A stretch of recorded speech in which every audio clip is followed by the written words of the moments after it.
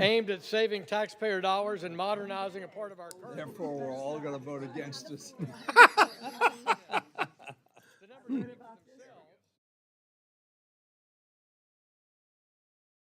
Financial Services and General Government will come to order. This hearing is titled Budget Hearing of the U.S. Small Business Administration. Members will have 5 legislative days within which to revise and extend their remarks and insert extraneous material into the record. I'd like to submit my opening statement for the record and recognize the chairman of the full committee, Chairman Cole, for his opening statement. Well, thank you very much, Mr. Chairman. I appreciate that. Chairman Joyce, Ranking Member Hoyer, always good to be with you. Welcome, Madam Administrator and Loeffler, and for being here today. Thank you very much for appearing before us, and frankly, thank you for your continued service to our country. It was distinguished in the Senate. It certainly is distinguished in this administration as well. America's never lacked an entrepreneurial drive and innovative vision. What has made our country exceptional is our willingness to let that spirit flourish. From our earliest merchants to Main Street today, small businesses have created jobs, fueled growth, and expanded opportunity for generations. Congress and the Small Business Administration share a common objective, creating an environment where entrepreneurs can succeed. While the agency carries out its mission every day, this committee has the responsibility to provide oversight, evaluate results, and work alongside the administration to ensure federal programs remain effective, accountable, and responsive to the needs of job creators. The SBA administers a broad portfolio of programs designed to help U.S. businesses start, grow, recover, and compete. From expanding access to capital through the 7A and 504 loan programs and helping businesses recover through disaster assistance to creating pathways to federal contracting through the 8A Business Development Program, these initiatives strengthen local communities, create jobs, and reinforce the nation's marketplace. In my home district, we see every day how entrepreneurship and local investment strengthen communities. With more than 300,000 small businesses in the state of Oklahoma, economic opportunity continues to drive growth and create pathways to success. Oklahoma also brings a unique perspective to this conversation. Our tribal heritage is woven into the very fabric of our state, and the connection between economic opportunity and self-determination is evident throughout Indian country. Native federal contracting is the second largest economic driver for tribal communities, supporting more than 125,000 jobs. Indeed, 16% of the population of our state are tribal citizens. Tribal participation in the 8A program is different from any other participation. The funding from these contracts goes directly back into these tribal communities to provide essential government services where the federal government often comes up short. To name a few examples, my own tribe, the Chickasaw Nation, has used their 8A contract revenues to expand their medical center and outpatient clinics, construct a child development center, and expand long-term housing infrastructure, and much more. And again, these are considerable tribes. My tribe's 80,000 citizens. There are tribes in our state with over 500,000, the Cherokees, over 300,000, the Choctaws, over 100,000, the Creeks. So they are substantial present. Cherokee Nation has used their contract investments for housing construction, community infrastructure, additions to their healthcare system, and public safety enhancements. Simply put, without these contracts, none of these vital investments would be possible. These are real benefits flowing to real people, and Native participation in the 8A program is not a departure from federal policy. It's an expression of Congress's constitutional authority and legal relationship between the United States and tribal nations, not a handout or a pass-through as some may perceive. As Chairman Joyce noted, there is no single approach to supporting America's entrepreneurs. Today's hearing is an opportunity to exchange ideas, evaluate perspectives, and identify consensus. We need to work together to ensure small businesses have the tools they need to be competitive in today's economy. Administrator Loeffler, that's why your testimony today is so important. It serves as a guide to help us understand SBA's priorities and policies. Small businesses are the backbone of our economy. This committee takes seriously its responsibility to ensure SBA has the resources it needs to support them, while also ensuring those resources are used as Congress intended.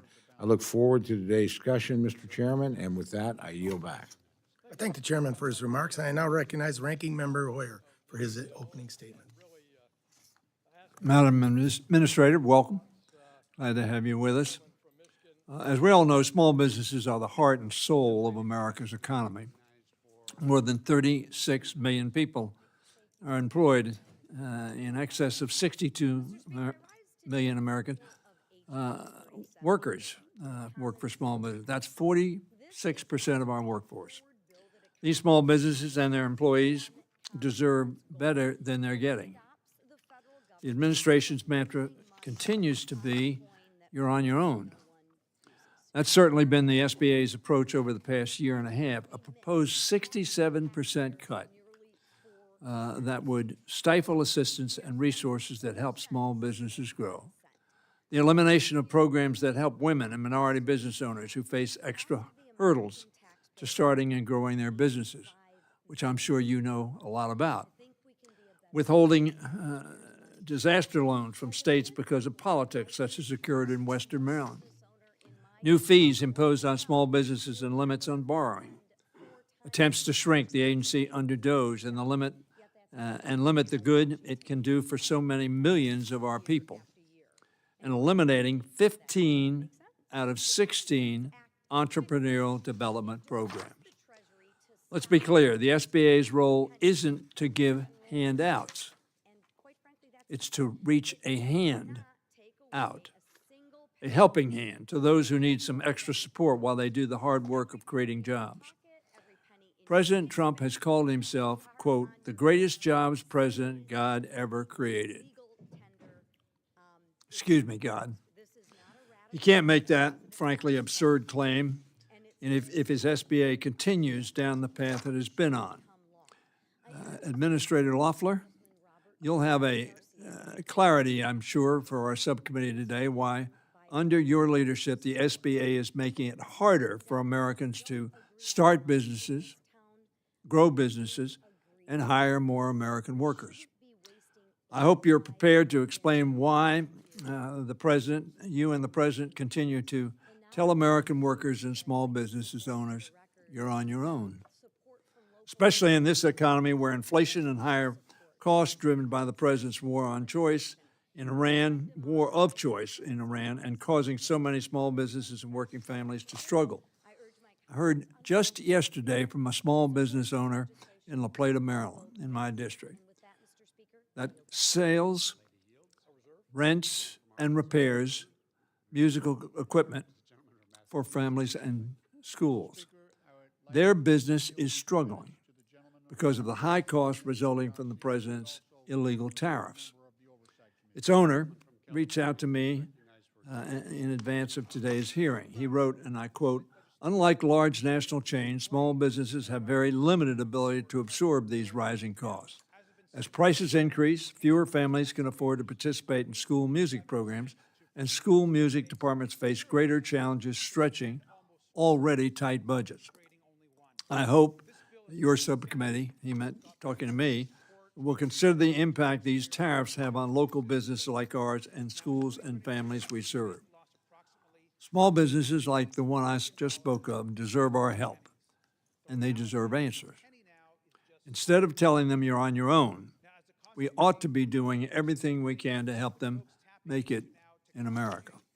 I look forward to hearing, Madam, your testimony and your observations, and I'll ask some questions about why we have less resources than the Congress believed were necessary.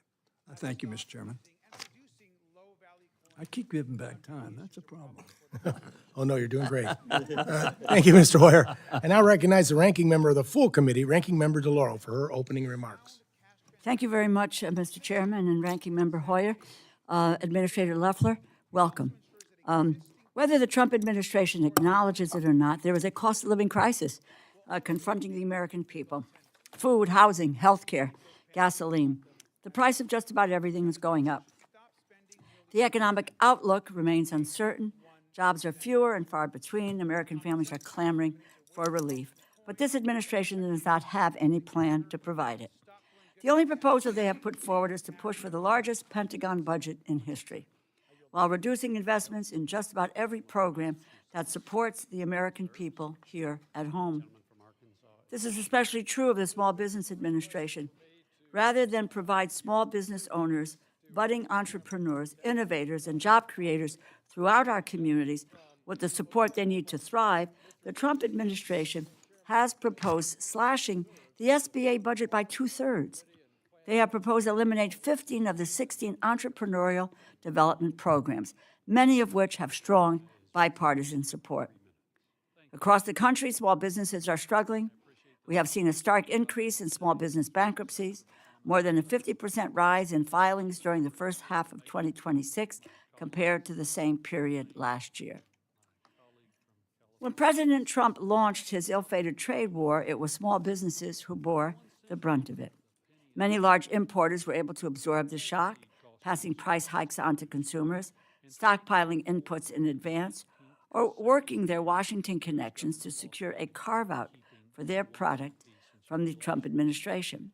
For small businesses, those were not available options. When the Supreme Court struck down these tariffs as an illegal overreach by the Trump administration, there was a moment of hope. Perhaps now these small businesses who had suffered because of the president's trade war could begin to recoup some of their losses, but that hope has quickly faded. Just as large corporations were better able to withstand the turbulence caused by the president's tariffs, so too are they better positioned to extract their refunds from the federal government. The process in place to administer these payouts is a bureaucratic morass favoring big businesses whose savvy lobbyists and seasoned lawyers can navigate the administrative obstacle course that has been set up.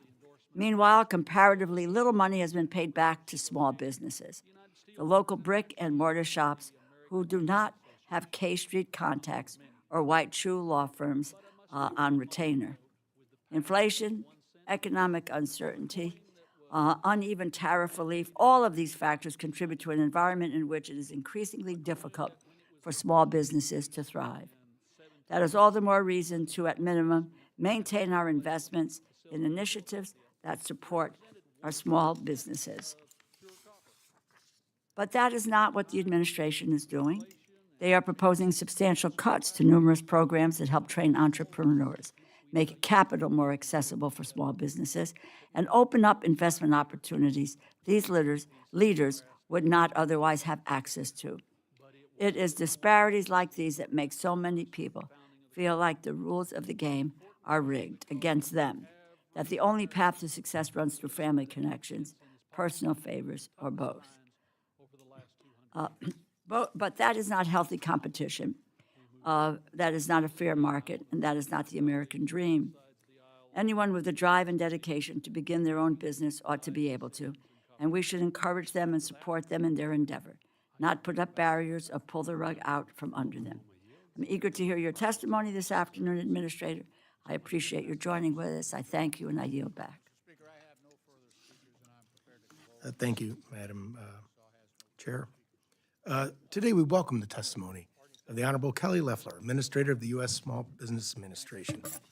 Administrator Loeffler, without objection, your full written testimony will be entered into the record. With that in mind, we ask you to please summarize your opening statement in 5 minutes. Chairman Joyce, Ranking Member Hoyer, and members of the subcommittee, thank you for the opportunity to testify before you today. As a former small business owner and financial services executive, I committed to leading the U.S. Small Business Administration with the discipline of a top-tier financial institution, grounded in data integrity, efficiency, accountability, transparency, and measurable results. The fiscal 2027 budget reflects our commitment to restoring trust in an agency that rivals the largest banks in America for small business lending. That's why President Trump often calls it the biggest bank in America. He knows that small business is big business. Under the Biden administration, the SBA fell far short of that standard. Core financial systems were unreliable. Risk management processes were fragmented. Fraud flourished. And auditors repeatedly found that the agency lacked basic internal financial controls. Customer service suffered, and oversight and accountability were non-existent, even as spending and headcount reached record levels. Program integrity was absent from our lending programs, where underwriting standards were dismantled, contributing to an estimated $2.2 billion in losses that taxpayers will bear. SBA's grant programs lacked accountability, managing hundreds of millions of dollars of funds through emails and spreadsheets instead of through our financial budgeting system. Fraud went unchecked, with the Inspector General estimating that SBA disbursed over $200 billion in potentially fraudulent COVID-era loans. These were growing systemic failures. Technology and cybersecurity were not improved despite spending hundreds of millions of dollars. The agency leased offices with virtually no staff, while retaining thousands of employees tied to temporary COVID-era programs long after those programs ended. No credible financial institution could function this way, and certainly no small business would survive such wasteful spending. Simply put, this agency, had it operated in the private sector, it would have failed. Therefore, we moved quickly to impose fiscal order and accountability. We implemented internal controls, a fraud risk framework, and restored compliance with the law. We ended misguided policies and addressed underwriting weaknesses to ensure that our loan programs would again operate at no cost to taxpayers. We began modernizing failing technology systems. We reduced excessive staffing, reorganized around centers of excellence, and eliminated billions in wasteful of duplicative contract spending. We assembled a leadership team built to rival the very best of the private sector, drawing on decades of C-suite experience, technology, and financial services experience. The culture has shifted from unchecked expansion to disciplined execution for small businesses and taxpayers.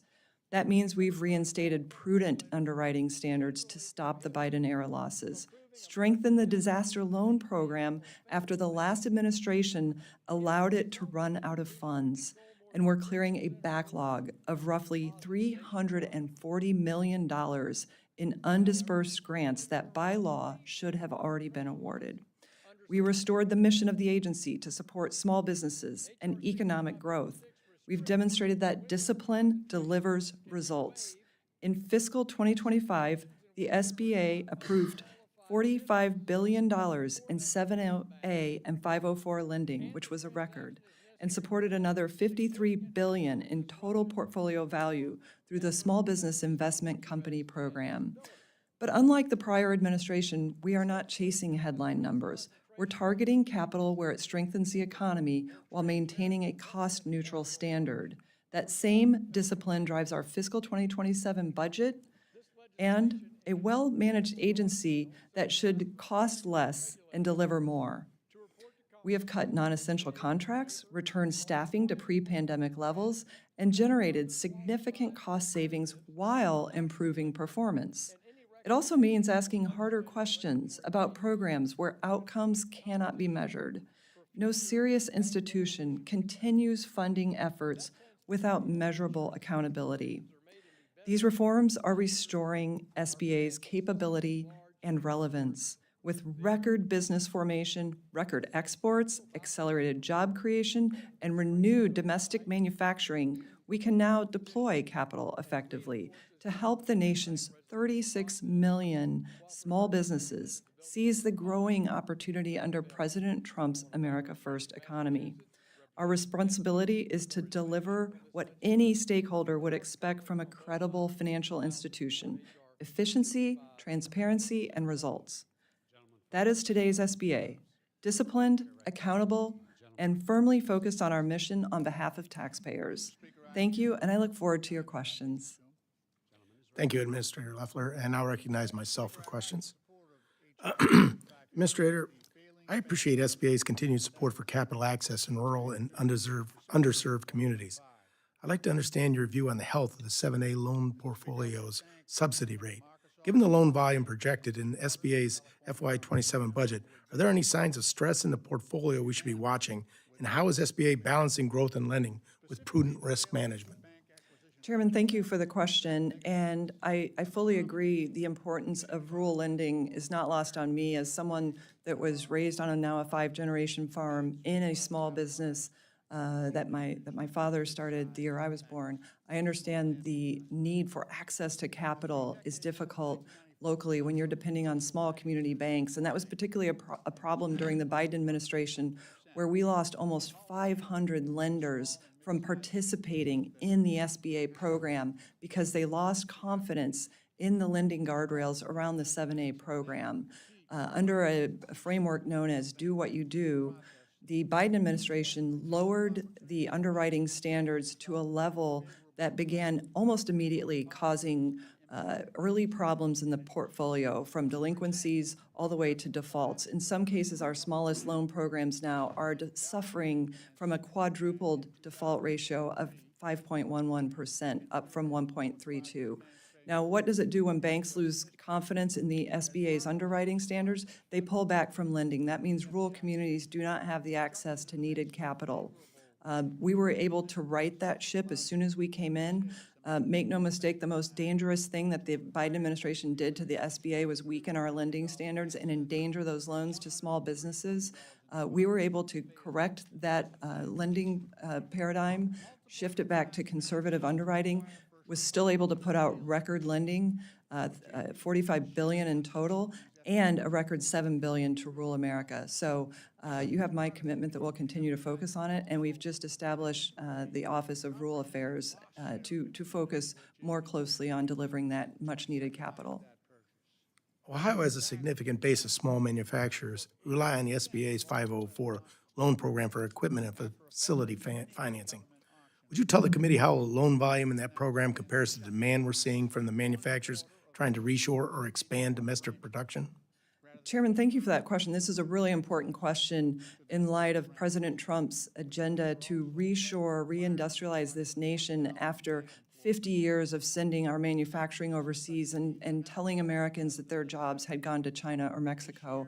I've walked factory floors in Ohio. I was at Republic Wire, a great example of a small business that is benefiting from our 504 program.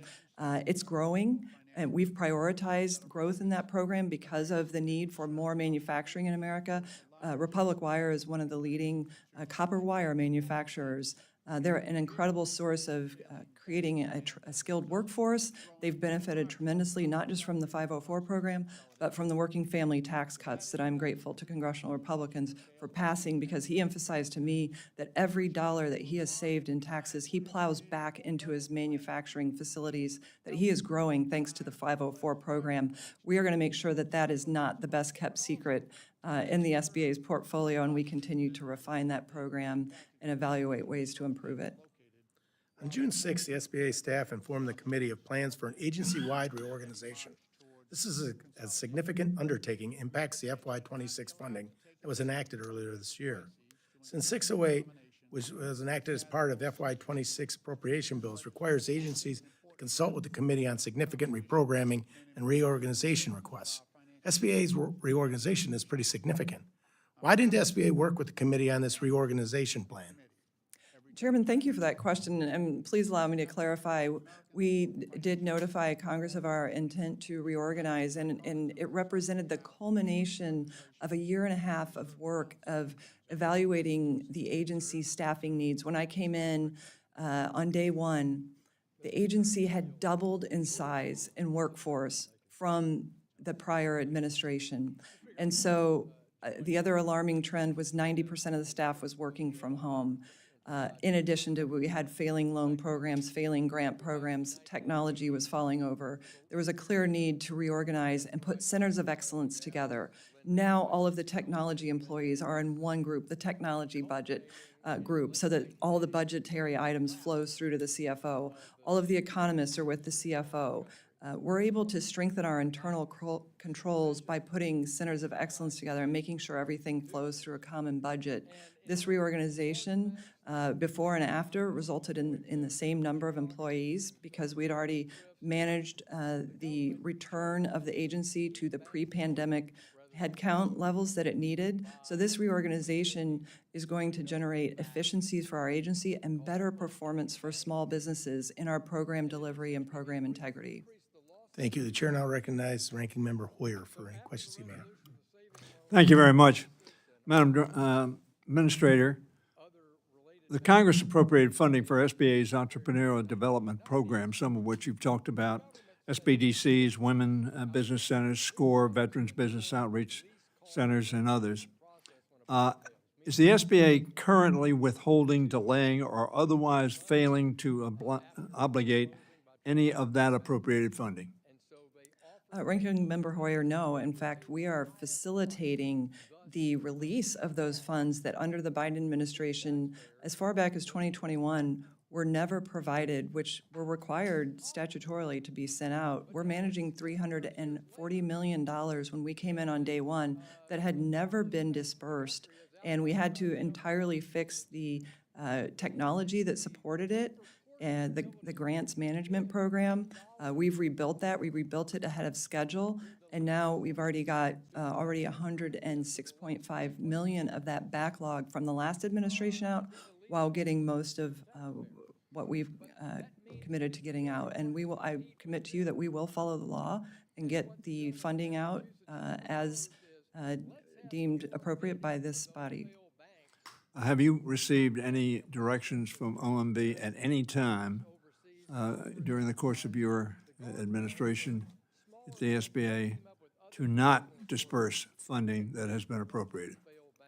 Well, we're working closely both internally and externally. So we work with OMB, we work with our internal political and career colleagues to ensure that the funds are going out as directed, as intended by Congress, and that they meet the law and that they meet the executive orders. And so we have continued to look at meeting all those objectives and making sure that the programs, I think small businesses would be interested to know that some of the programs that were lined up for funding were things like the Binational Institute for Human Development, which supports illegal aliens in Guatemala and Excuse me, Mexico. Madam Administrator. and I have the limited Chinese time, and Mutual my Aid question Society. was pretty simple, which I don't think you've answered.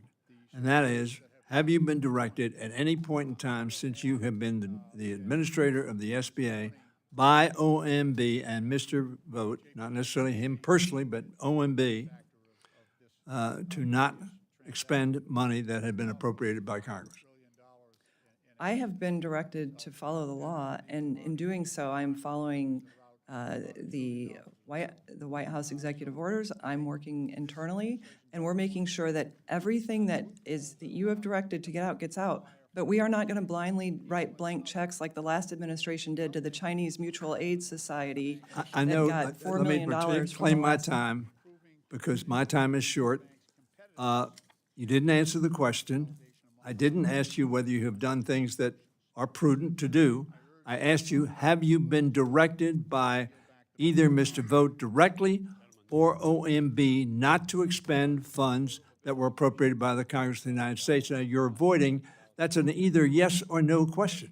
I think I've been very clear that we are following all requirements to get the No, that's not very funds out. clear. And I do not work directly on grant disbursements, and I'll be happy to have my team follow up with you to clarify. But all of the funding that we've committed to getting out, we are getting out. Let me be clear, the Biden administration did not get their money out, $340 million.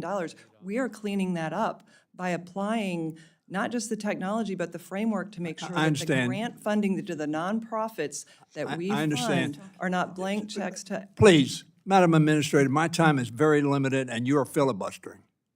Now, with all due respect, you're closing up 8 cities around the country. Is that in terms of your reorganization to which the chairman referred? Is that accurate? That's inaccurate. Okay, what is accurate? When I came in, we had 132 offices. I think people would be shocked to know that we had 132 offices, 29 of which had 0 or 1 employee in them. Okay, are you closing offices? Yes, we absolutely are. Can you name me an office that you are closing that is in a blue city or blue district? One. We don't classify them by blue cities. Can you name one? We are making The several president changes said across he the country. did consider Yeah. the politics. No, we're changing areas. Can you name one, Madam Administrator? I can name several. Yeah. I can And- I can tell you we have had to move out. What of are they? Los Angeles, Portland, New York, Chicago, Atlanta. No, that were closed. Can you name me one that is scheduled to be closed that is not in a blue district? Yeah, I'm sure I can. I'll be happy to get that district or city. We don't target them by blue or red. We No, I target them understand, but it by, would be- is there anyone working in that office? Let me give you we had an office for 4 years that had no employees working in it. We didn't even have access. We You ought to couldn't close open that. it with the key. Matter of fact, it We're was closed. closed if you had no people working in it. We were apparently. paying, the taxpayers were paying for it. The taxpayers are now saving $32 million thanks to Madam Administrator, with all rationalizing due our respect, I've portfolio. asked you I'm here two to advocate for direct small businesses and questions. saving them You have money on not answered taxes. either one of them. That's regrettable. I will send you some questions in writing. I welcome would your hope you would answer them. Thank you very much. Chair now recognizes Chairman Cole for any questions he may have in 5 minutes. Thank you very much, Mr. Chairman. Administrator Loeffler, as I stated in my opening statement, tribal participation in 8A programs is different from all other participants. Changes or pauses in 8A programs have a lasting domino effect that impacts some of our most rural constituents. To that point, I understand that there's a number of applications that have been at the SBA for over a year, some longer than that. Given that, can you explain why the SBA is not aggressively processing applications for tribal and other Native entities? And as a second follow-up, where is the SBA at in resuming timely processing consistent with the statutory 90-day requirement? Chairman, thank you for the question and the ability to clarify the changes we're making in the 8A program.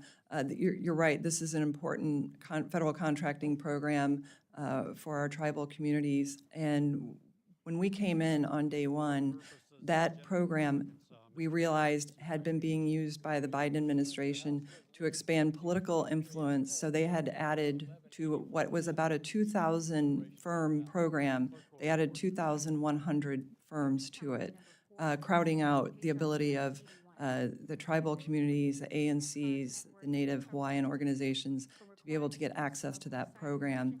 So we've had to undertake a thorough audit. This program is 50 years old. It had never been audited in its 50-year history. So we've undertaken that audit and then required that all 4,300 firms participating in it now supply 3 years of financials. Almost 1,000 firms declined to provide that information, and several just exited the program, recognizing that they didn't qualify to be in it. About 736 left the program, but they had gotten contracts for $5.5 billion. And so what we're doing is making the program work for the deserving entities and small businesses that compete for these federal contracts. We continue to award the contracts. That is active. We do about $45 billion a year through that program, which is, as you point out, an important program. And we will continue to reform the program so that it's no longer based on race.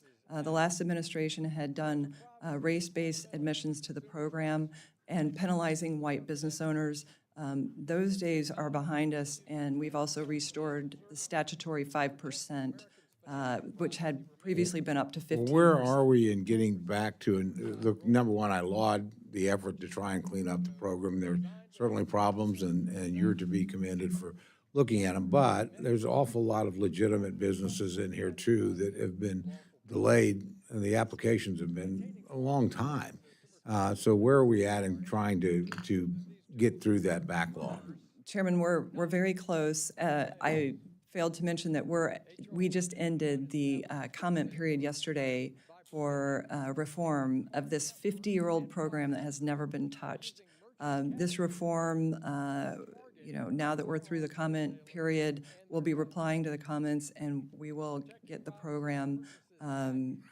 If you could get us an estimate on where we're at in terms of, again, applications have been waiting We an have unusually long about time. 180 letters to respond to, and I'm hopeful within the next couple of months we can get back to the Thank you. I was pleased to hear at a recent conference, SBA officials confirmed that tribal and native entity-owned participation in 8A programs should not be impacted by the administration's DEI policies or recent regulatory proposals. Again, given that position, are there plans for future rulemaking that would impact tribal and native-owned small businesses? Chairman, what we're looking at right now is just restoring that program to level the playing field for all qualified small businesses. And as you mentioned, we have issued assurances that the tribal community is one of the qualified applicants in that. Separately, we have long had, for the last year and a half, been pursuing any examples of fraud. And we will continue to make sure fraudulent actors are not coming into the 8A federal contracting program. We have shown examples from USAID bribery schemes. So we will continue to pursue fraud in that program and make sure that everyone is, legitimately operating that program. I appreciate it. I'm just about out of time, but just just two quick points or questions. December of 2025, SBA ordered all 8A participants to provide financial records, part of a program-wide audit. While I certainly support ridding the program of bad actors, it's important to note, and I hope you do, that tribal 8A entities are not subject to the same size or net worth caps as individual applicants. I think there's been some confusion maybe about that. Do you have specific safeguards built into your audit methodology that would ensure tribal 8A entities are not being swept into determinations designed to catch, frankly, other problems that are not really related to them, given they're again, it's a different category, if you will, of entities compared to normal small businesses? Yes, Chairman, we understand that distinction, and I thank you for the opportunity to clarify that. Well, I appreciate that, and we'll have some other questions for the record that we can get to you. And again, thank you very much. Appreciate your responsiveness. Yield back, Mr. Chairman. Thank you, Mr. Chair. The chair now recognizes Ranking Member DeLauro for any questions she may have in 5 minutes. Thank you very much, Mr. Chairman. Madam Director, according to the website of the Small Business Administration, the SBA, quote, works to ignite change and spark action so small businesses can confidently start, grow, expand, and recover, end quote. Administrator Loeffler, would you agree that recovering money lawfully owed to small businesses is an important part of this mission? Yes or no? Yes, Chairman. Ranking Member. Ranking Member, that's fine. According to recent court filings, U.S. Customs and Border Protection, or CBP, has approved tens of billions of dollars in tariff refunds. As you know, this comes as a result of the Supreme Court rule striking down President Trump's IEEPA tariffs. However, a U.S. Court of International Trade, Judge Eaton, has noted that it appears much of the processed refunds have gone to large importers, while many small businesses continue to face obstacles in obtaining refunds and are now being encouraged to sue. Administrator, are you aware of these concerns? Ranking Member DeLauro, this is not a concern we hear on a daily basis. Quite to the contrary, we see small businesses thriving thanks to President Trump fighting to put American industry and the American worker first. And that's why we have record business formation right now, because Americans Well, see let me, I appreciate that, and I'm sure that's the case. But the issue is, the Court of International Trade has noted that it appears much of the processed refunds from the tariff money have gone to large importers. Small businesses continue to face obstacles in obtaining refunds. As a matter of fact, they've outlined some of the companies that the refunds are going to. The Walmarts, the large corporations, the small businesses are at the end of the line. Are you aware of the concerns of these small businesses? Ranking Member, I talk to small businesses every single day. Their chief concerns And are they don't access to care about the capital and skilled refunds. That's not an issue that You don't hear about they're having difficulty with refunds. Well, that's interesting in and of itself, because it's one of the biggest issues that's out there. The Consolidated Administration and Processing of Entries, or CAPE, The program through CBP has become notoriously known as difficult to navigate. Am I to assume that you have not heard anything about that as well? Ranking Member, when I talk to small businesses and we talk about their chief concerns, they're focused on hiring skilled workers. They're focused on growing, getting access to capital so they can expand. Okay. They're focused on ensuring that regulation gets rolled back. They are glad that taxes have been cut. But they're not concerned, any of those who were really in a chaotic trade policy caught up in a net here, and they're having difficulty being able to get the refunds that they've been told that they are eligible for. You have heard nothing about that. Small businesses are thriving thanks to Okay, President Trump's okay, fair fine. trade agenda. I just see, the process does seem to favor, and these are not my words, I can quote you, Judge Eaton. I mean, that's what, I wish to say this to you, if you could get to us a rundown of the refunds, who is getting those refunds, the amount of the refunds, and their category is a large business, small business, or whatever it is. Who are the companies getting the trade refunds so that you can dispel what is public knowledge about these efforts, which you don't seem to know about?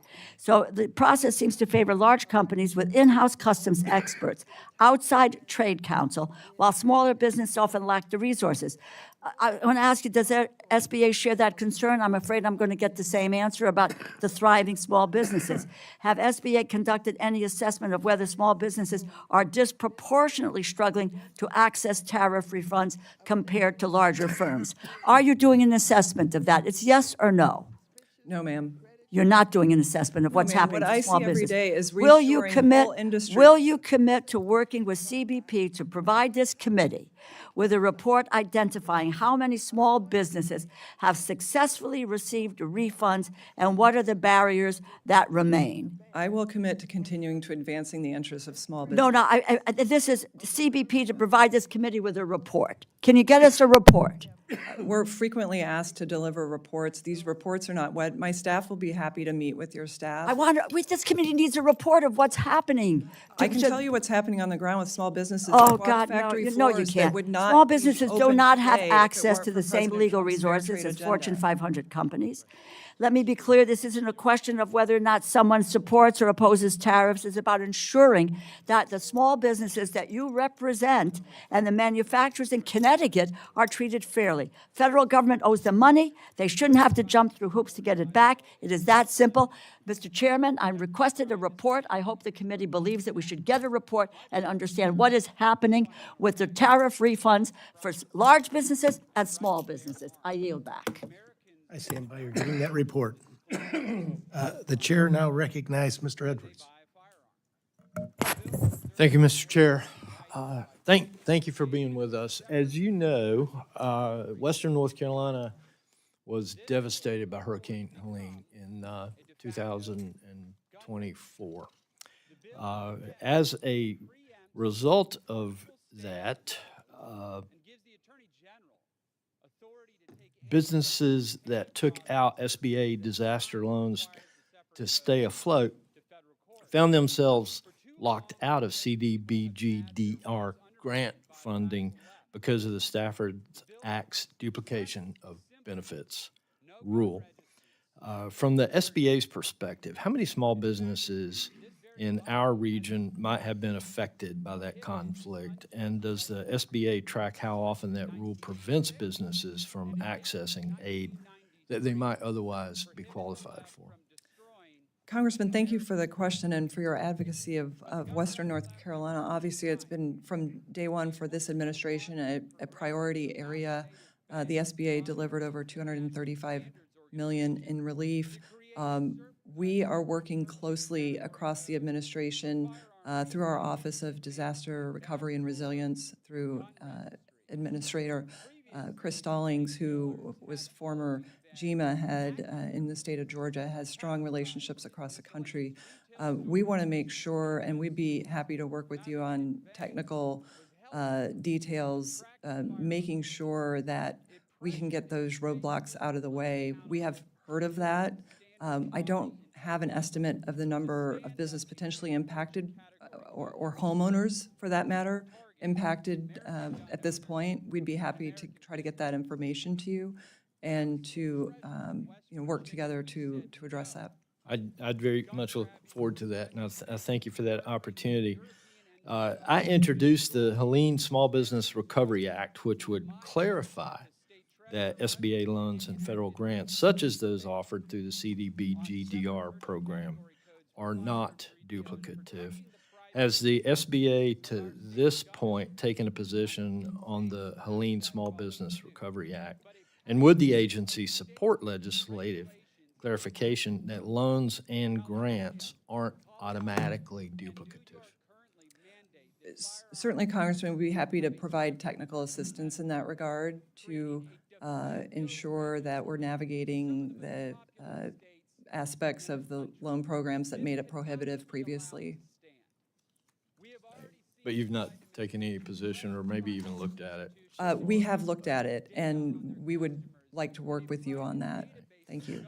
I commend that you've gotten $340 million in backlogged grants out or funding and loans out the door. I know that many of my constituents, many of the small businesses that I represent, have been able to take advantage of that. One of the things that you mentioned to us in your opening comments that really gets my attention is and I can't remember the exact name of it, but the Rural Assistance Office that you opened. Can you tell us a little bit more about your vision and how that might help small businesses in a rural area, mountain area like mine? Yeah, absolutely. So when we came in, the Office of Rural Development was embedded under an existing funnel, and we wanted to have a standalone operation for our rural advocacy so that we had an office with clear line of sight into rural communities to work across the country. We have a network of regional administrators and regional advocates. So drawing together the advocacy effort, which is our deregulatory arm, and then the the regional administrators who often encounter rural issues, so that we have one office that consolidates those concerns. And it's everything from deregulation to access to capital to other SBA resources that we offer. And that office was just staffed last week. Thank you. Looks like I'm going to run out of time before I ask my next question. So, Mr. Chair, I'll yield. Very kind, sir. The chair now recognizes Mr. Pocan for his 5 minutes. Thank you, Mr. Chairman. Thank you, Administrator Loeffler, for being with us. Has the SBA created any new loan programs specifically for small businesses that have been negatively impacted by tariffs? Congressman, no, we've created new loan No? programs. Okay, Well, but there's no for- specific program for small businesses who've been hurt by tariffs? We've created Just a yes or no programs- is all I really need, that's fine. No, sir, but No. even better, So we've created there's manufacturing- data that the average small business, just like last September, for example, average small business lost $42,600 because of tariffs. That's why I was asking if we had something in place, because clearly, I spent 37 years of my life since I had hair, literally owning a small business. A year ago, I sold it.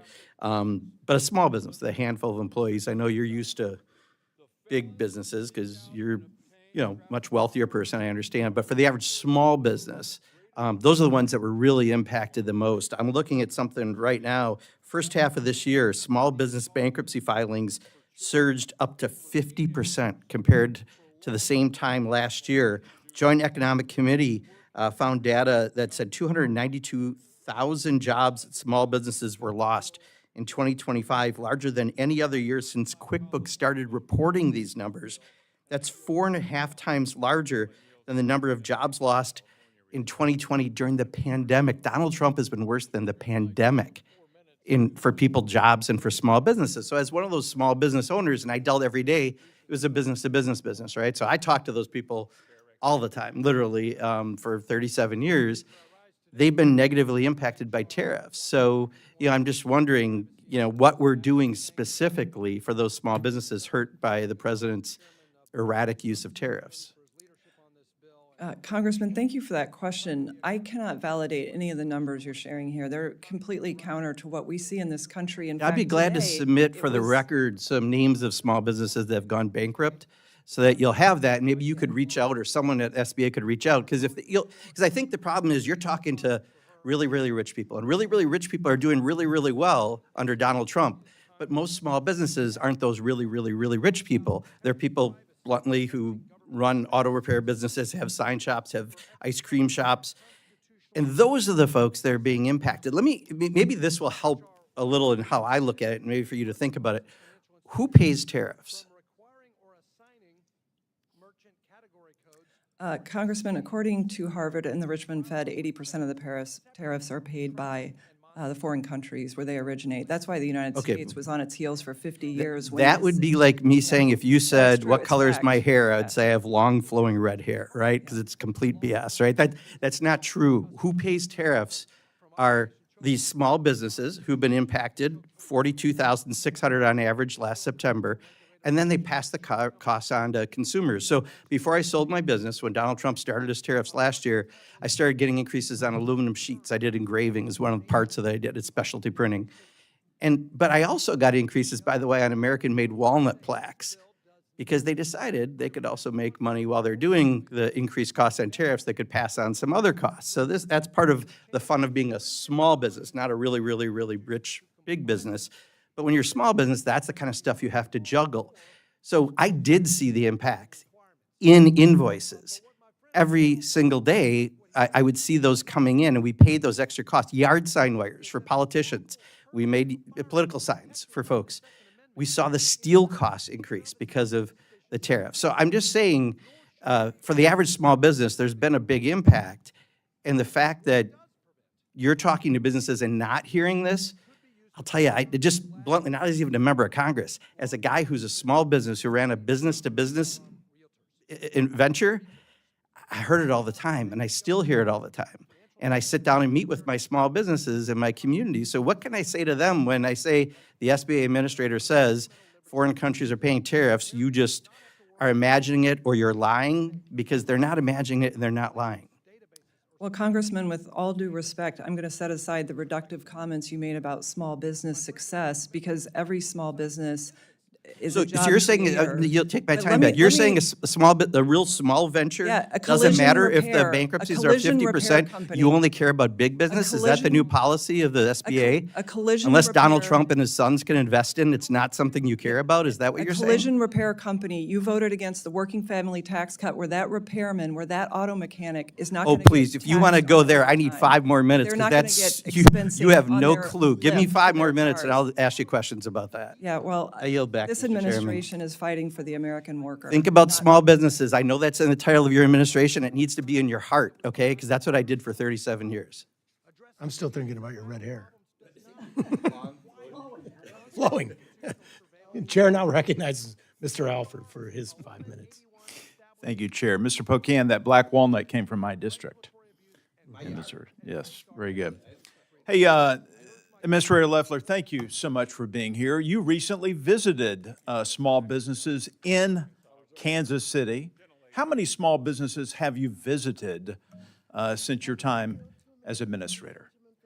Congressman Alford, it was incredible to be in your district and to tour several small businesses. I have probably this year, since starting in January, been to more than 100 small businesses on official visits. Last year, I'm sure it was 2 or 3 times that, given we had a full year already under the belt. So that is really where I am able to connect with small businesses and hear the actual concerns that they have. Exactly. They may not be talking about tariffs, but they are talking about the benefits of the One Big Beautiful Bill. And I know that my colleagues on the other side of the aisle don't like to hear that, but there are some things in there that are supporting small businesses, not just millionaires and billionaires, correct? Well, Congressman, the good news is the working family tax cuts, the results are in. Americans were saved from a $5 trillion tax hike that every congressional Democrat voted for. And now, thanks to the congressional Republicans, I appreciate you voting for the working family tax cuts that saved Americans $82 billion. It saved 29 million workers from paying tax on overtime, 8 million tipped workers from paying taxes on tips, 30 million plus Americans from taxes on Social Security, and the small business deductibility of equipment, of R&D, and the 20% pass-through averted losses of millions of jobs in this country. As part of the White House's supplemental request transmitted last month, the SBA would receive authorization to increase the 7A and 504 loan programs. I strongly support the idea. I'm also the sponsor of the STRONG Act. I'm the only member of the Appropriations Committee, also sitting on the Authorizing Committee just across the hall there. Can you speak about why these loan limits are outdated and how small manufacturers could benefit from the increased limits? Congressman, thank you for the ability to, the chance to talk about this important issue. Our loan limits in the SBA have not been raised since 2010. So 16 years ago, it was set at $5 million. Today, as I walk factory floor after factory floor, in fact, the SBA's largest category of lending is manufacturing.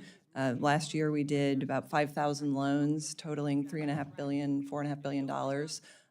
But about 200 in the last couple years have hit the loan cap. So if we had a $10 million limit, we've done the modeling to ensure that this would be zero subsidy to taxpayers still. The underwriting standards would be maintained. We can continue what President Trump has started through the fair trade agenda that is reshoring industries, whether it's Coosa Steel in Georgia, Agate Steel in Arizona, Marlin Steel in Maryland. We see them adding shifts, adding workers, because we are a nation of builders again, thanks to President Trump. And this $10 million loan limit will unleash what the working family tax cuts, the fair trade agenda, the energy dominance, and the deregulation agenda has done for the American people to put the American people first after 4 years of a Biden administration that looked the other way when it came to Main Street and manufacturing and American jobs. Speaking of looking the other way, you mentioned in your opening statement there was $200 billion in fraudulent COVID-era loans. I consider that a conservative number. Why was this money not recovered under Administrator Guzman's? Congressman, I can't speak for the prior administration, but I can tell you during the prior administration, the Office of Inspector General identified $200 billion in fraudulent loans. The administration then attempted to forgive those loans. The loans were taken off the balance sheet of the SBA, but then required to come back and not be forgiven because they were tagged as fraudulent. The third tranche of PPP that the Biden administration put out was 4 to 5 times as potentially fraudulent as the first 2 tranches. And so we have to make sure that there's accountability on behalf of taxpayers. We've already submitted $22 billion in loans totaling 562,000 borrowers to Treasury for collections and to the DOJ for prosecution. And thanks to President Trump and Vice President Vance forming this this effective fraud task force at the White House, we are going to continue to ensure that people are held accountable, and that is our focus every single day. Thank you again. I yield back.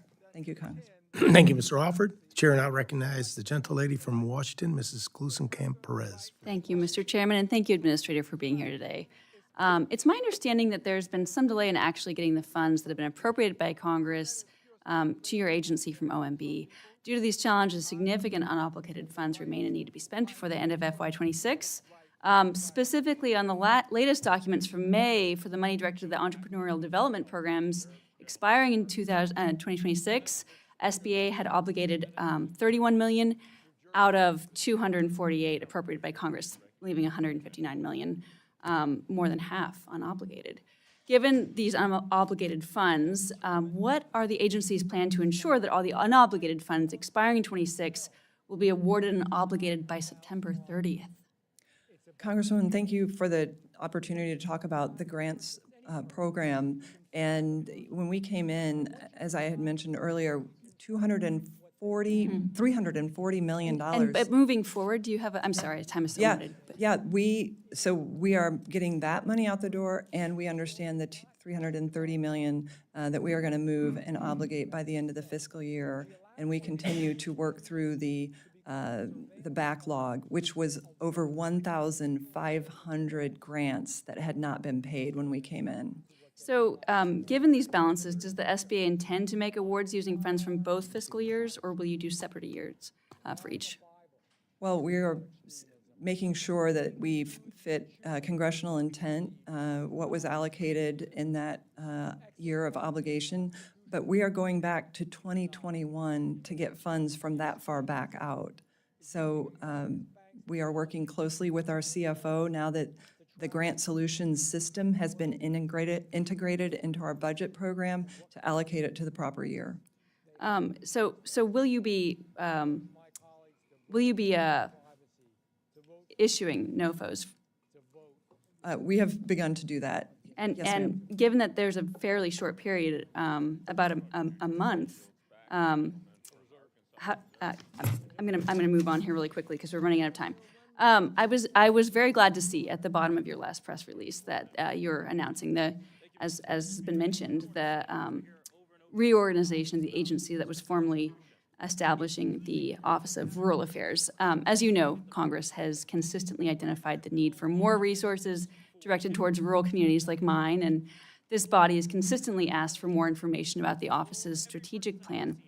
Can you give us an overview of what the Office of Rural Affairs is doing and how is it delivering to rural constituents in districts like mine? Does this office have its own employees, and how many? Congresswoman, yes, it does have its own office. It has its own employees. Right now, there are 2 people in it. The office was, we recruited for that role for several months to ensure we had the right fit. I have been remiss in talking about our leadership team, but we have an excellent leadership team, and we were very careful in selecting someone that could work closely with our regional administrators and our advocates to consolidate the rural challenges that we know exist. As I mentioned, I was raised on a family farm, understand that access to capital, access to skilled workers, access to resources that they need is very scarce, and ensuring that we're addressing their highest level needs in rural communities. And I'm sorry, you said you have 2 employees? In the Rural Affairs Office. Okay, and are they, where are they located in the country? Are they in DC or are they in rural communities? One is in a rural community, and one is in Washington. Okay, and which community is that, could I ask? New Hampshire? Okay. And what is needed from Congress to make it more effective and efficient? Well, we have everything we need because the Rural Affairs Department works very closely with our Office of Field. It works closely with our regional advocates. So it's really networked across the country through a strong field and advocacy organization. And this effort through consolidating rural issues through that office was meant to amplify it and isolate the rural issues so that they didn't get overlooked. So I wanted to really put a spotlight on rural affairs. And I think we'll see the results. We've already, through our policies, we did $7 billion in lending to rural America last year. We've worked very closely with USDA and EPA to deregulate. So diesel exhaust fluid, we were able to have a very successful. Which we agree with. And when I'm talking to my log truck operators, they're not saying they're getting any kind of support on the DEF. So We have continued to raise that issue, and just last week, the EPA put out a clarifying notice, and we continue to track it, and we would welcome them to contact our Office of Advocacy to work on that. Thank you. Yield back. Thank you very much. The chair now recognizes the gentleman from Texas, Mr. Cloud. Thank you, Mr. Chairman, and thank you, Administrator, for being here. I'm always constantly amazed at how we in D.C. somehow equate our worth as how much dollars get sent out the door, whether or not we've used them effectively, or whether they're going to accomplish what they were sent to accomplish. I really appreciate the fact that you came in and just kind of got to the nuts and bolts of cleaning house. Some of the things you've mentioned today is just hundreds of millions of dollars that went to the CCP. I think dollars, I don't know that you mentioned this, but taxpayer dollars went through SBA, went to foreign identity theft rings. I mean, just to think that taxpayers are basically paying for their identity to be stolen, grant programs that had unacceptable vetting standards, accountability standards, and here we see where the low standards actually meant less capital was available in the markets. Temporary programs that were attempting to be turned into permanent programs. Reagan once said that the most closest thing we have to eternal life on earth is a temporary government program. Offices that were closed that had no employees in them, much like the Leering centers that we've seen in some states and the like. And the list goes on and on and on. On top of that, we had the Biden backlog of $340 million that wasn't sent out the door when it should have been. I'm curious to know why you think that would have happened, and if you could speak to some of the protections you put in place with grants and with loans to make sure that the vetting process is good. Absolutely. Congressman Cloud, thank you for the opportunity to talk about what we saw when we came in and how we've changed it. When we came in, 90% of the staff, which had doubled to over 8,500 employees during the Biden administration, were working from home. So it would be hard to manage a program well when you're not in the office for 4 years. So we brought everyone back to the office. We realigned the organization around centers of excellence. We reduced the staff by 54%. We rationalized our technology systems, many of which were falling over and insufficient to the task. When you think about putting out $340 million a year into grant programs via email and spreadsheets that are not connected to a budget system, that's a recipe for disaster in any business, especially a financial services business that is meant to have high levels of integrity. It's why this agency has not passed an audit in 5 years. We are making sure to get our material weaknesses and our internal controls repaired, and we've strengthened our technology. We brought in a Fortune 500 chief technology officer who has rapidly stood up modern technology, taking us from the Stone Age to the information age. And we are making sure our employees no longer have to operate on Windows 2008, on 7-year-old laptops, on loan management and grant management systems that are falling over, and that we actually have fraud detection controls that are proactive before the money gets out the door, not after. So this is, I could talk for an hour about this, but this is just the start. We've been here a year and a half. I think by the end, we're going to have what would be one of the most sophisticated, digitally advanced agencies that will be able to be more responsive and accountable to small businesses and taxpayers. It would seem like this has happened with negligence over time, but the lack of will to do something about it seems very troubling from year after year after year. Recently, Senator Joni Ernst received documents from the Biden SBA that during their time that they substituted the word Planned Parenthood for Benghazi. Are you familiar with that? And any idea why they would do that? My understanding, look, this is, Planned Parenthood should have never gotten PPP money. And when I was in the Senate, I was one of the first senators to sign on to letters or draft letters demanding that Planned Parenthood give the money back. And the administration agreed they did not qualify. They were not a small business. They were not shut down. They had tens of thousands of employees, and they were a big business. But yet they took $80 million from taxpayers. Then it would seem like the Biden administration tried to cover up by using the code word Benghazi to avoid and my FOIA. understanding That would be the reason, I guess. Yes, I'm sorry. My understanding is that this is with, potentially with federal law enforcement. Okay, so we can't speak to it. Gotcha. Thank you. Thank you, Mr. I will yield back. Thank you, Mr. Cloud. The chair now recognizes Mr. Ivy for his 5 minutes. Thank you, Mr. Chairman. Welcome.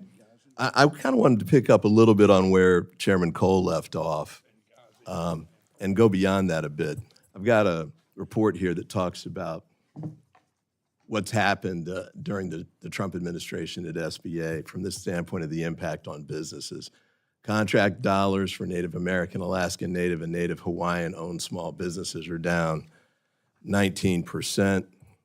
Contract dollars to Hispanic small businesses are down 17%. termination of contracts is one that caught my attention here too. More than 65,000 contracts have been terminated. More than 60% of those were terminated, were held by small businesses. 2,874 for 8A small businesses. And these are terminated for convenience, by the way, so there's apparently no indication of fraudulent activity or anything like that. 3,208 contracts for Black-owned small businesses, which is 107% more than were canceled under the Biden administration. And then for service-disabled, veteran-owned small businesses, 6,435, which is 41% more than were canceled under the Biden administration. I've got a lot of these kinds of companies in my district, and they have been very unhappy, to say the least, with respect to the transition from the services they get now from the Small Business Administration compared to what they used to get, or just the ability to contact them, period. And I wanted to know if your take on this, especially the termination of the contracts. I don't think it's fraud, but what is behind that from your perspective? Congressman, thank you for your question. The Trump administration has met and exceeded the small business contracting goal for fiscal 2025, and in fact exceeded it for veterans contracting and service-disabled veterans contracting. But there were contracts that were awarded and then terminated. What's behind these high levels of contract terminations for convenience? Congressman, these are awarded across dozens of agencies. I can't speak for each individual agency as to why they may terminate a contract, but you would expect a normal amount of turnover as an administration turns over. And No, the you administration really should not have contracts turn over just because the administration changes, especially if it's a multi-year contract. In fact, I would argue the exact opposite from that perspective. If the government enters into a contract and the contract's being performed, government can still terminate for convenience, but terminating because there's a change in administration, i.e. for political reasons, I think it would be not only just wrong, but probably illegal. So you're not saying that, are you? Congressman, we, of course, are going to always follow the law. I can tell you that at the SBA, we terminated hundreds of contracts when we came in, totaling a $3.3 billion life of contract savings because they were wasteful contracts. They were duplicative. So the They weren't being 6,434 veteran and service-disabled veteran-owned contracts held by small businesses, those were wasteful contracts? Is that what you're saying? I would leave it up to the agencies themselves to deem why they come. So you don't I can know? speak for my agency. I can You're tell you just that not we sure? had hundreds of contracts that weren't even being used, multiple contracts for. Hundreds and thousands are a very different thing. And to the extent, you mentioned earlier, there's a lot of fraudulent activity going on, I guess. But again, terminating for convenience is the wrong way to go if there's actual fraud. And then with respect to fraud, I do want to ask you to turn over to us a list of cases that have been indicted based on referrals from the SBA to the Department of Justice, fraud cases. Because you talked about a lot of those. I'd love to see, how many there are and where, what they're about. Because I haven't heard that many, but maybe they're more than I've heard. But I think it's important to understand that there's a difference between small businesses that are committing fraud or did it in the past and termination for convenience for these people who have legitimate contracts and apparently were doing the work. Otherwise, you wouldn't have terminated it for convenience. Real quick on this too, with respect to the tariffs, I visit small businesses in my district too, and two things. One is the tariffs that were struck down by the Supreme Court for being illegal took money out of these small businesses' pockets, and they don't have a way to get it back. We talked to the Secretary of Commerce about this issue. I don't remember if he was sitting there across the hall. He committed to trying to make sure that they could get the money back, recognizing that they'd lost it and the Trump administration had not set up a program to help them get it. SBA ought to be doing that. You ought to be part of helping them get the money back that they lost due to illegal tariffs, because the big guys are getting it, as you heard from the ranking member. Help the small businesses get it too. And with that, I yield back. Chair now recognizes Ms. Simpson for any questions. Thank you, Mr. Chairman. Good afternoon, Administrator Loeffler. Thank you so much for coming before our committee today. And I had the opportunity, I was reminiscing about our wonderful visit through my congressional district back in Iowa, Cedar Rapids, a nice business roundtable. Main streets, I think we had some pretty good smoothies and visited a great farm, agribusiness farm in Atkins, Bloomsbury Farm. So we had a great time on a very hot summer day in Iowa. So thank you for coming to help talk with our small businesses and most importantly, listen to them, right? They were tired of having all the uncertainty that existed. So passing the working families tax cuts, giving those small businesses the certainty and having a direct line to you, it meant the world to my constituents. So thank you for coming to Iowa. I wanted to talk a little bit about when disaster strikes, because when it does hit, it can be very, very challenging for small businesses to navigate. In February of last year, I, alongside Senator Scott, Representative Carbajal, and 10 other bipartisan co-sponsors, introduced a piece of legislation, the SBA Disaster Transparency Act, which would require you to publicly report on the disaster loan account, just like FEMA has to. What I would ask is, what are you doing to be more transparent, provide more clarity around the disaster loan account and other similar accounts under SBA? Congresswoman Henson, thank you, and thank you for hosting me in your district. It was truly a memorable visit, and I think it represents really the best of America, the heartland, and appreciate the insights I always get from walking main streets and hearing from job creators. I want to share the progress we've made, and hopefully all of you have seen our monthly disaster report that we provide to Congress in the wake of the last administration running out of funding amid Hurricane Helene, tragically in 2024. This is a easy-to-read, comprehensive report that includes a lot of modeling around potential scenarios of when disaster relief funds could be depleted. Right now, we're showing an account of about $3.7 billion in reserves that would take us through to somewhere between October 2027 and December at last look. And that continues to change with the number of disasters that we're responding to. Year to date, we've responded to about 237 disasters. Currently actively have 39 that we're managing. And it's been an opportunity for us to look at how we can provide you data better to give you the confidence that the funding will be there. So I welcome any feedback that anyone has on this report. Well, certainly I would agree that it's malpractice to run out of money and not let Congress know, because we need to be having those conversations about supplemental funding if that is the case. So that transparency is number one, respectful for taxpayers, but number two, just critical when a situation like that arises. So do you think a piece of legislation like this, or even just the change in practice that you've made, will be helpful in holding future administrations accountable?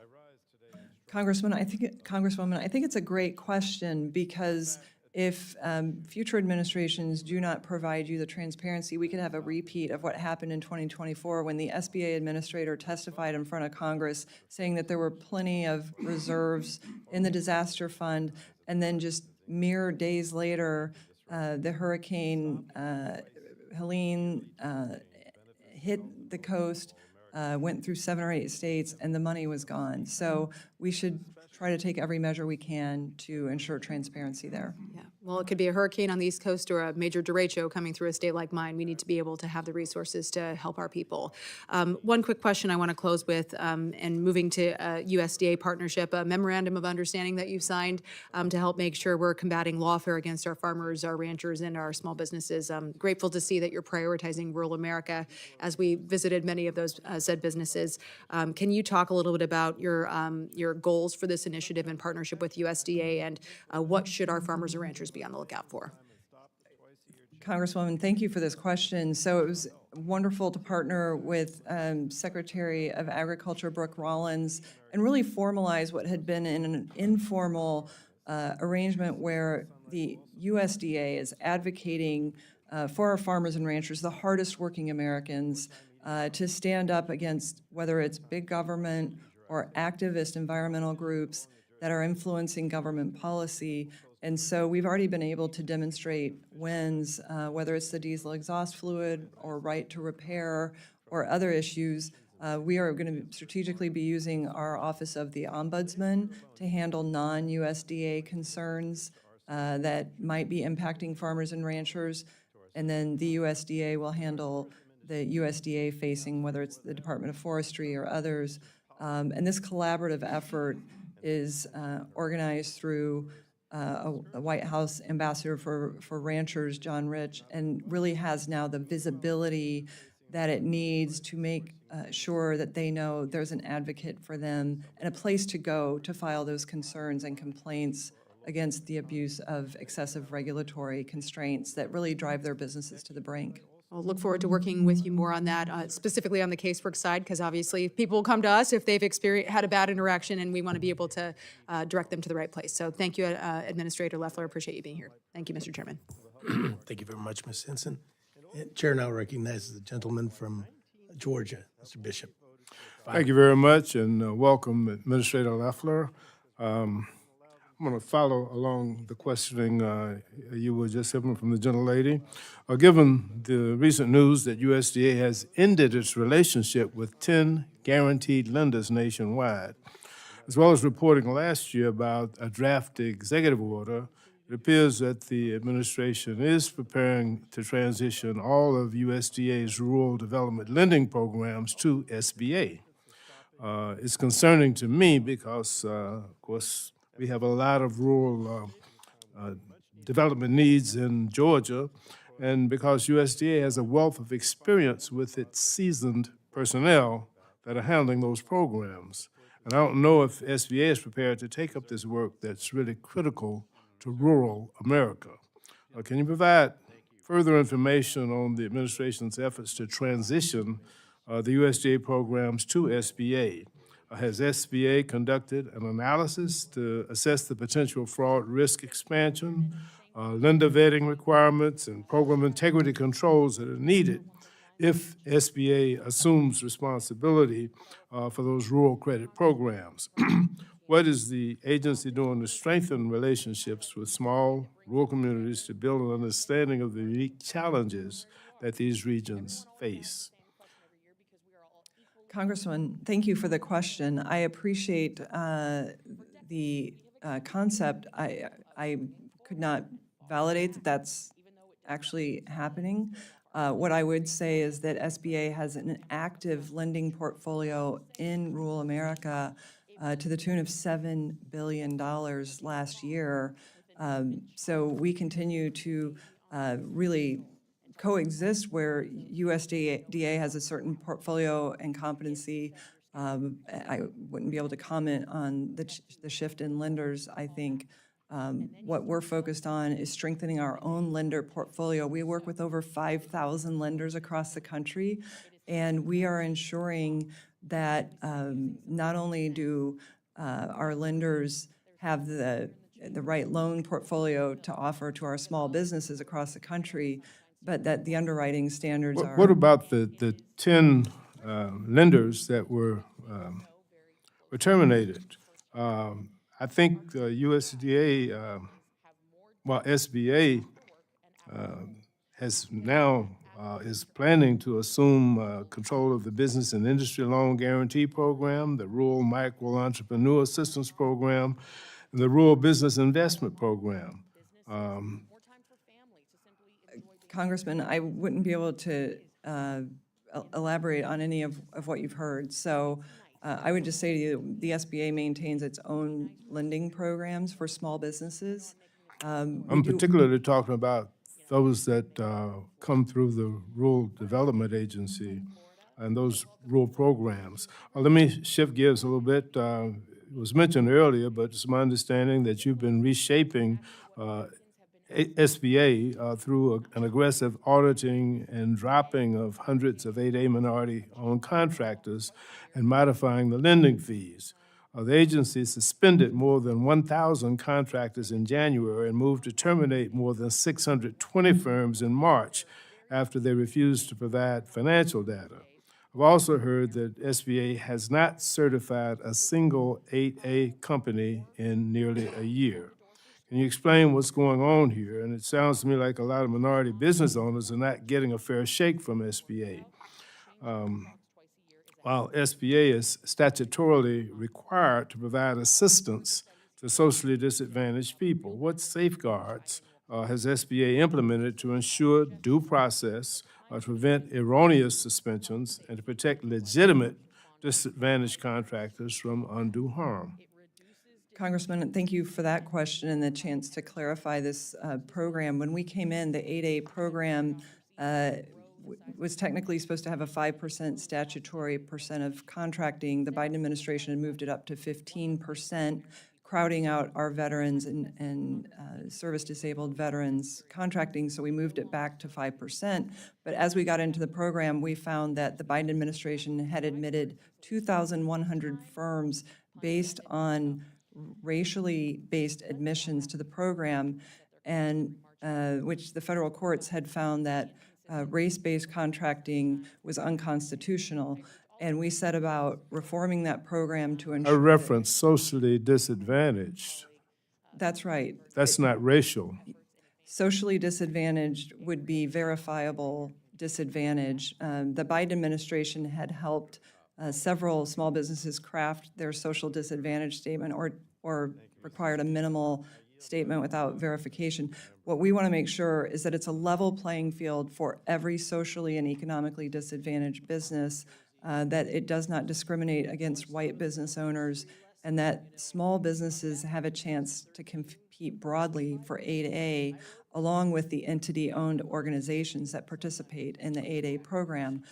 And this is a program that needed reform because, as you pointed out yourself, we found 1,000 firms that did not reply to requests for financial documentation. We've worked with about 300 of those firms to keep them in the program. So to your point on due process, you're exactly right. We made sure that we were not arbitrarily exiting people from the program, but we also found 120 DC-based firms that made $5.5 million in contracting deals when they did not fit the program. They were big businesses. This was a 50-year-old program that had never been audited, and it clearly was past due time to audit the program for eligibility. One final question, if the chair will engage me, will indulge me. My district office staff has been hearing from constituents with complaints about the SBA field offices and how they are not as helpful now as they had been in the past. For example, we've heard reports that SBA is directing callers back to the website rather than providing assistance, and the callers are describing the staff as rude or unhelpful. This is a very concerning trend. So I'd just like to ask you, what resources do you feel are required from us in Congress in SBA's FY27 Appropriations Bill to ensure timely delinquency notices, respectful constituent services, and adequate staffing at the field offices? Congressman, thank you for that question, because our focus has been on restoring customer service that was lost over the last 4 years. The average wait time calling into the SBA, what used to be 15 minutes. Today, it's about 22 seconds before an individual at 1-866-SBA-HELP will answer the phone. And it's dramatically changed from having 3 dozen different phone numbers to dial into and 3,000 mailboxes. We have a coordinated, professionally managed customer support system. And so I would love to hear from your office where we can resolve any issues that your constituents may be having. Are they being referred back to your website? I can't speak to individual callers, but often we have information there. But we have a service center that helps people individually walk through their loan program. So their individual information might be contained through a login, where they might walk through someone through their loan, but that's not our standard practice. But you do have a decrease in the number of personnel that are now answering the phones as a result of the... We have an increase in quality in customer service. It's not, there's a perception in government that having more people means more quality. We have higher quality. Setting aside, I don't know if we have the same number or fewer. What we have now is a cohesive customer support system that's no longer fragmented across dozens of numbers and disconnected databases. We're building a new customer interface that will have a lender portal, that will have a customer service portal where you can log in. We're going to have a lot of self-service, but we're going to continue to increase the customer service levels in person, because we're dealing with about a $500 billion portfolio that we're servicing, whether it's disaster, COVID era, business loans, or the like. So it's very important that we have that personal touch as well. How many personnel did you lose as a result of DOGE? 0. Thank you. Thank you, Mr. Bishop. With that, our time is concluded. I would like to thank Administrator Loeffler for being here today. There may be some members who would also like to submit questions for the records. Please submit any questions for the record to the subcommittee staff within 7 days. This subcommittee stands adjourned. Before you, just, if I can, the last question was answered. Are you saying that no personnel at the Small Business Administration were removed as a result of DOJ's activity? You said no definitively. Is that accurate? Ranking Member Hoyer, yes, it was my decision. All right. Subcommittee stands adjourned.